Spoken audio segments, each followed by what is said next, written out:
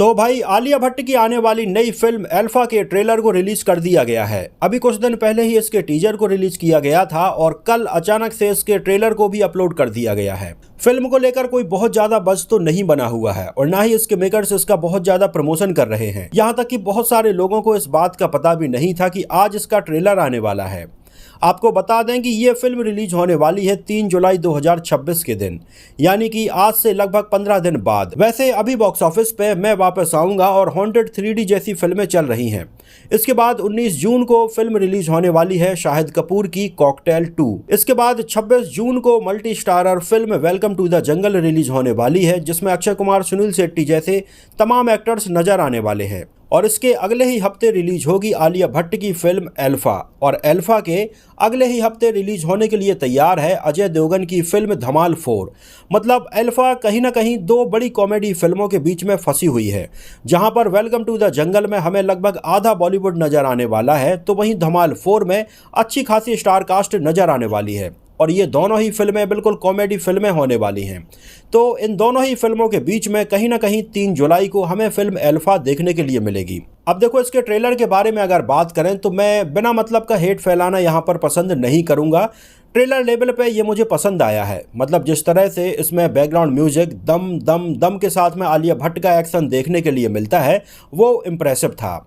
लेकिन अगर overall trailer की बात करें तो इसमें कई सीन ऐसे थे जो शायद ट्रेलर में नहीं होते तो ट्रेलर और ज्यादा अच्छा होता। मुझे आलिया भट्ट के साथ में ये बैकग्राउंड म्यूजिक बहुत अच्छा लगा। इसके अलावा ट्रेलर की जो खराब बात लगी वो लगी इसमें बॉबी देओल की हरियाणवी बोलने के स्टाइल। जैसे ही ट्रेलर की शुरुआत होती है और पहले ही सीन में हमें ब्लिक ब्लिक ब्लिक स्क्रीन के साथ में एक छोटी बच्ची देखने के लिए मिलती है, और यहाँ पर जैसे ही बॉबी देओल का हरियाणवी एक्सेंट सुनने के लिए मिलता है और वो बोलते हैं इसकी माँ का नाम जानकी था और इसका नाम हम सीता रखेंगे।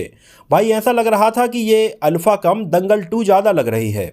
जहां पर इसके ट्रेलर में हमें कई सीन ऐसे भी देखने के लिए मिलते हैं जहां पर बॉबी देओल आलिया भट्ट को ट्रेनिंग दे रहे हैं अल्फा में तैयार करने के लिए। और इन सारे सीक्वेंस में बॉबी देओल की हरियाणवी बोलने की स्टाइल सुनकर तो ऐसा लगा कि बापू सेहत के लिए तू हानिकारक है। मतलब सच में यार, इसमें बॉबी देओल के हरियाणवी बोलने की स्टाइल का आइडिया पता नहीं किसका था, लेकिन ये बहुत ही खराब आइडिया था। क्योंकि दंगल को लोगों ने इतना ज्यादा देखा है और ये दंगल का ही एक्सेंट है जहां पर एक बाप अपनी बेटी से बात करता है हरियाणवी एक्सेंट में, तो कहीं ना कहीं ये अल्फा के लिए अच्छी बात नहीं है। ट्रेलर में आलिया भट्ट के साथ में हमें सरवरी भी एक्शन करते हुए नजर आई हैं और बहुत अच्छी लग रही थी। उनके एक्शन सीन भी अच्छे लग रहे थे।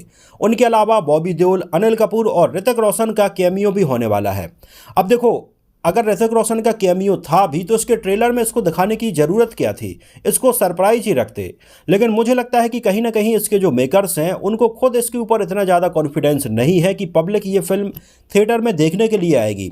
इस वजह से किसी न किसी तरीके से वो सारी चीज़ें इस ट्रेलर में दिखाने की कोशिश की गई है कि लोग ये फिल्म देखने के लिए आएँ। इस वजह से इसमें जो सरप्राइजिंग एलिमेंट ऋतिक रोशन का कैमियो होने वाला था वो भी उन्होंने इसके ट्रेलर में ऑलरेडी शो कर दिया है। इसके अलावा कहीं ना कहीं इसके ट्रेलर में इन्होंने लगभग पूरी कहानी ही लीक कर दी है कि किस तरह से आलिया भट्ट बॉबी देओल को मिलती हैं। वो उनको अल्फा के लिए तैयार करते हैं। सरवरी आलिया भट्ट से मिलने के लिए आती हैं किसी मिशन के लिए। पहले इन दोनों की लड़ाई होती है, लेकिन बाद में ये अच्छी दोस्त बन जाती हैं और साथ में इस मिशन को पूरा करने के लिए निकलती हैं।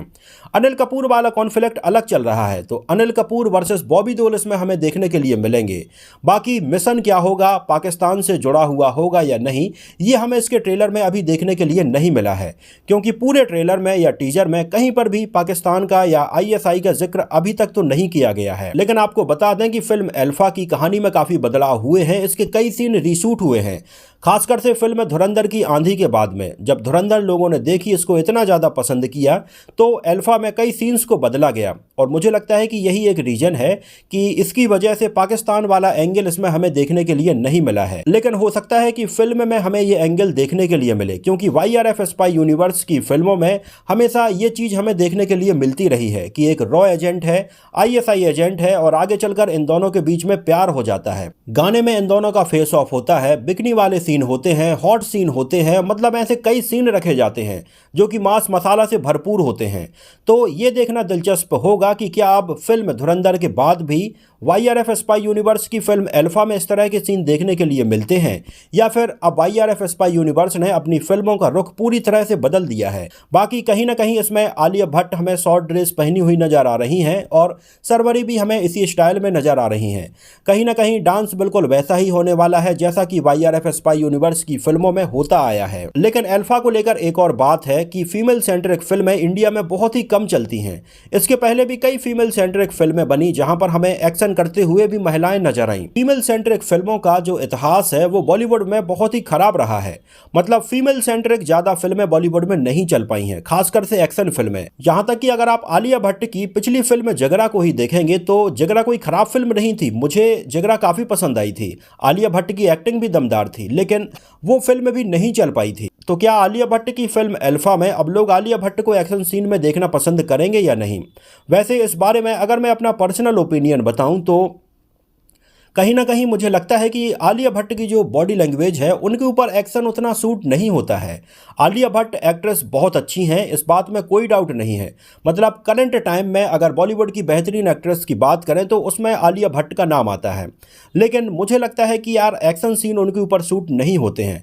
इमोशनल सीन्स में आलिया भट्ट दमदार हैं और उन्हें वैसी फिल्में करनी चाहिए। लेकिन अल्फा में उनके साथ में सरवरी भी हैं, तो सरवरी की जो बॉडी पर्सनालिटी है उनके ऊपर मुझे लगता है कि एक्शन सीन काफी अच्छे सूट होंगे। हालांकि ट्रेलर में बहुत ज्यादा सरवरी के सीन हमें देखने के लिए नहीं मिले हैं, लेकिन मुझे ऐसा लगता है कि सरवरी के एक्शन सीन अच्छे होने वाले हैं। बाकी यशराज फिल्म इसको प्रोड्यूस कर रहा है तो बजट में तो कोई कमी नहीं होने वाली है, लेकिन कहीं ना कहीं इसके ट्रेलर में हमें जो VFX देखने के लिए मिले हैं उसमें तो भारी कमी नजर आई है।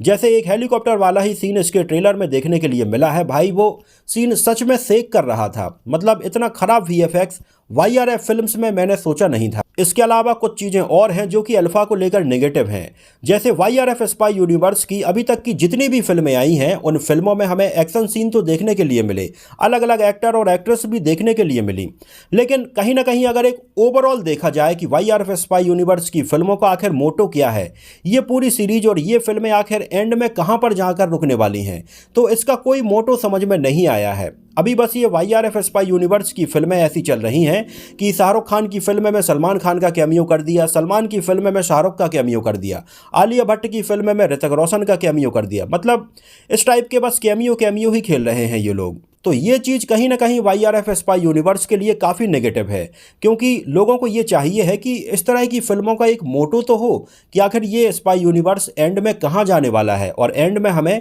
क्या कुछ बड़ा देखने के लिए मिलने वाला है।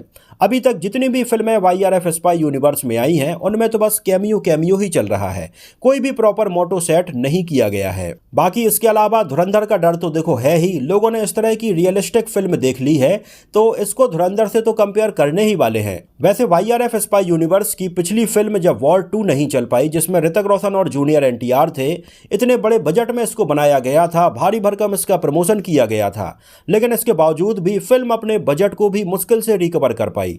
तो कहीं ना कहीं अब अल्फा के लिए यह बड़ी सोचने वाली बात है कि यह फिल्म चल पाएगी या नहीं चल पाएगी। वैसे जिस तरह से इसके मेकर्स इसको रिलीज करने की तैयारी कर रहे हैं उसको देखकर तो ऐसा लग रहा है कि वो भी इसको लेकर कोई इतने ज़्यादा कॉन्फिडेंट नहीं है। वो बस इसको कैसे भी रिलीज करने की तैयारी कर रहे हैं कि फिल्म बन गई है, अब इसको रिलीज तो करना ही है। इसके अलावा जिस तरह से आलिया भट्ट इसमें कई सीन में हमें ये बोलती हुई नजर आती हैं, भाई ये काफ़ी गंदा लग रहा था। इस टाइप की चीज़ें अब ऑडियंस पसंद नहीं करती है, खासकर से धुरंधर के बाद में।